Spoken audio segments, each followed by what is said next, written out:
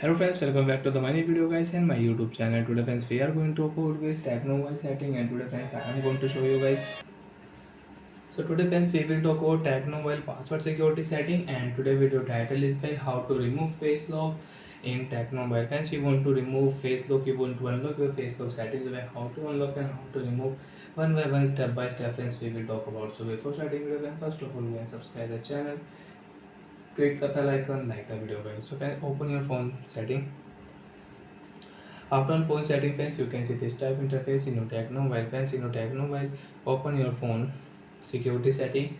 After on phone security setting friends, you want to use fingerprint lock setting, app lock setting, screen lock setting, face lock setting. So you can use from here.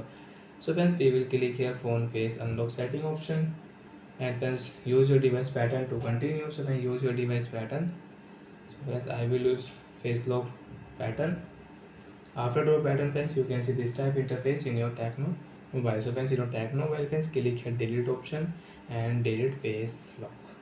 After remove face lock friends, you cannot use face lock in your Tecno Mobile.